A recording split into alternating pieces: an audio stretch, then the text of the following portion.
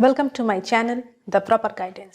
আমি Pamela ma'am আজকে তোমাদের কাছে নিয়ে এসেছি ক্লাস 10 কোষে দেখি 7.3 পেজ নম্বর 138 এর কোয়েশ্চেন নাম্বার 2। আচ্ছা দেখো এখানে কি বলেছে যে প্রমাণ করো যে একটি সমদ্বিবাহু ত্রিভুজের সমান বাহু দুটির যে কোনোটিকে ব্যাস করে অঙ্কিত বৃত্ত অসমান বাহুটিকে সমদ্বিখণ্ডিত করে। কোয়েশ্চেনটা খুব ভালোভাবে পড়বে, এটা একটা ভীষণ ইম্পর্ট্যান্ট প্রমাণ। এটা প্রথম কথা হচ্ছে ছবিটা ভীষণ ভালোভাবে আঁকার দরকার। ছবিটা যদি ভালোভাবে আঁকা হয়ে যায় তাহলে কিন্তু প্রমাণে বিশেষ কোনো অসুবিধা হবে না। প্রথম কথা হচ্ছে এখানে একটি ত্রিভুজ আর একটি বৃত্ত। ত্রিভুজ যেটা রয়েছে সেটা কিরকম ত্রিভুজ? সমদ্বিবাহু ত্রিভুজ। তো দেখো এখানে একটা ত্রিভুজ আছে, ত্রিভুজ এবিসি, যার এবি ইকুয়ালস টু এসি। আর কি এই যে ত্রিভুজটা এর যে কোনো সমান বাহুকে ব্যাস করে একটা বৃত্ত অঙ্কন করা হয়েছে। আমি এই ছবিতে এবি কে ব্যাস করে এই বৃত্তটি অঙ্কন করেছি, বোঝা গেছে? এবার যখন এই বৃত্তটি অঙ্কন করা হলো তখন এই বৃত্তটি যে অসমান বাহু, এখানে এবি ইকুয়ালস টু এসি, তাহলে বিসিটা হচ্ছে অসমান বাহু, এই অসমান বাহুটিকে ডি বিন্দুতে ছেদ করেছে। আমাদের প্রমাণ করতে হবে এই BD equals to DC. BD equals to DC, এটাই আমাদের আজকে প্রমাণ করার বিষয়বস্তু। তো এতদিন আমরা অনেকগুলো প্রমাণ করেছি, আমরা জানি কিভাবে জিওমেট্রি লিখতে হয়। তো প্রথমেই আসবে কি? প্রদত্ত। প্রদত্ত হচ্ছে যেটা আমাদের দেওয়া থাকে। দেখো ত্রিভুজ এবিসি এর AB equals to AC, AB কে ব্যাস করে অঙ্কিত বৃত্ত অসমান বাহু বিসি কে ডি বিন্দুতে ছেদ করেছে, এটা হচ্ছে প্রদত্ত। তারপর হচ্ছে প্রামাণ্য। প্রামাণ্য মানে যেটা আমরা প্রমাণ করব। প্রামাণ্য হচ্ছে বিডি ইকুয়ালস টু ডিসি, এটাকে সমদ্বিখণ্ডিত করা মানেই হচ্ছে বিডি ইকুয়ালস টু ডিসি, এটা আমরা প্রমাণ করে দেখাবো। তারপর আসছে অঙ্কন। অঙ্কনটা কি? অঙ্কন হচ্ছে টোটালি অপশনাল। যদি আমাদের প্রমাণ করার জন্য প্রদত্তের মধ্যে যেটুকু থাকে সেটুকু যদি যথেষ্ট না হয় তখন আমরা এক্সট্রা কিছু ড্রয়িং করে নিই, যেটা এক্সট্রা অঙ্কন করা হয় সেটাই অঙ্কনের ভেতর আমরা লিখে থাকি। এখানে কি অঙ্কন করছি?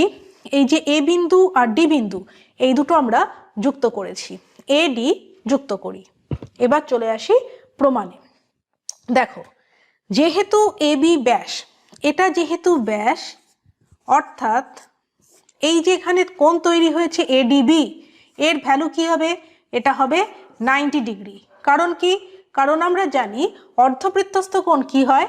অর্ধবৃত্তস্থ কোণ এক সমকোণের সমান। অর্ধবৃত্তস্থ কোণ এক সমকোণের সমান হয়, অর্থাৎ অ্যাঙ্গেল এডিবি ইকুয়ালস টু হচ্ছে 90 ডিগ্রি। তাহলে অ্যাঙ্গেল এডিবি যদি 90 ডিগ্রি হয় তাহলে অবভিয়াসলি এদিকের কোণটাও 90 degree, that is angle ADC equals to 90 degree. এই দুটো আমি এখানে লিখে রাখলাম। তারপরে চলে এসো এই দুটো ত্রিভুজে, ত্রিভুজ এবিডি এবং ত্রিভুজ এডিসি। দেখো ত্রিভুজ এবিডি এবং ত্রিভুজ এডিসি, এই যে দুটো ত্রিভুজ রয়েছে তাদের কি একটা কোণ কত? 90 ডিগ্রি করে রয়েছে, অর্থাৎ দুটোই হচ্ছে সমকোণী ত্রিভুজ। তাহলে সমকোণী ত্রিভুজের আমরা জানি যে দুটি সমকোণী ত্রিভুজের সর্বসমতার সূত্রটা একটু স্পেশাল সূত্র। এটা কিন্তু আমরা যে ত্রিভুজের সর্বসমতার সূত্রগুলো শিখেছি, side side side, side angle side, যে বিভিন্ন সূত্র রয়েছে তার থেকে একটু আলাদা। কোনো সমকোণী, দুটো সমকোণী ত্রিভুজকে আমরা তখনই সর্বসম বলতে পারি যদি অতিভুজ এবং আরও একটি বাহু দুটো ত্রিভুজের যদি পরস্পরের সমান হয়, তাহলেই কিন্তু আমরা বলতে পারবো যে ত্রিভুজ দুটো পরস্পরের সর্বসম। তো এখানে দেখো ত্রিভুজ এবিডি এবং ত্রিভুজ এডিসির অতিভুজ। অতিভুজ মানে কি? 90 ডিগ্রির অপোজিট বাহু। এখানে তো বলেই দেওয়া আছে যে এবি ইকুয়ালস টু এসি। কারণ কি? এটা হচ্ছে প্রদত্ত, এটা আমাদের কাছে দেওয়া আছে, কোয়েশ্চেনে দেওয়া আছে যে সমদ্বিবাহু ত্রিভুজ। অর্থাৎ এই যে এই 90 ডিগ্রির অপোজিটে রয়েছে এবি আর এই 90 ডিগ্রির অপোজিটে রয়েছে এসি, এরা দুজনেই হচ্ছে দুটো ত্রিভুজের অতিভুজ। তাহলে অতিভুজ দুটো আমি সমান পেলাম। কিসে? না, এটা হচ্ছে প্রদত্তের পার্ট, কারণ আমাকে বলে দেওয়া আছে ত্রিভুজটা সমদ্বিবাহু ত্রিভুজ।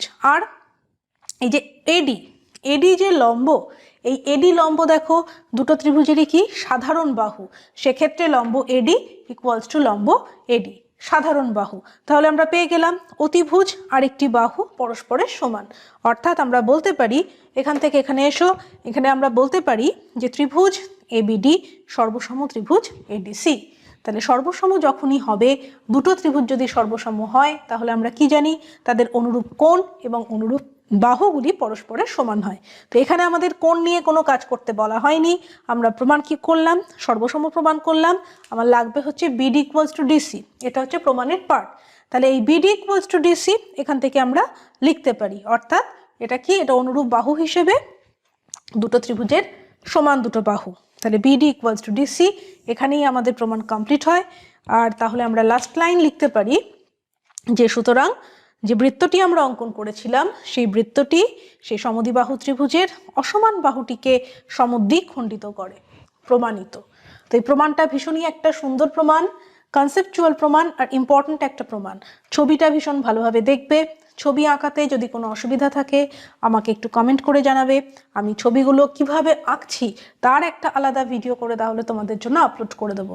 আর ক্লাস কেমন লাগে সেটাও আমাকে জানিও। ক্লাস ভালো লাগলে একটু লাইক করো, একটু বেশি বেশি করে শেয়ার করো, আর অবশ্যই আমার চ্যানেলটা সাবস্ক্রাইব করে রেখো। কারণ সাবস্ক্রাইব করা থাকলে এরপরে যত ইম্পর্ট্যান্ট ভিডিও আমি আপলোড করব তার নোটিফিকেশান তোমাদের কাছে পৌঁছে যাবে। আর আমার এই চ্যানেল একেবারেই ফ্রি অফ কস্ট। তো আজকের জন্য ক্লাস এইটুকুই। নেক্সট ডে আমরা নেক্সট কোয়েশ্চেন আলোচনা করব। এটা তোমরা সুন্দর করে নোট ডাউন করে নাও।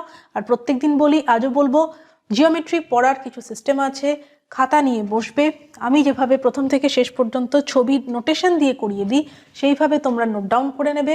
তারপর আরেকটি খাতায় না দেখে সেটাকে প্র্যাকটিস করবে। যত বেশি প্র্যাকটিস করবে তত তোমাদের জন্য ভালো। ওকে, তো আজকের জন্য ক্লাস এইটুকুই। Thank you for watching.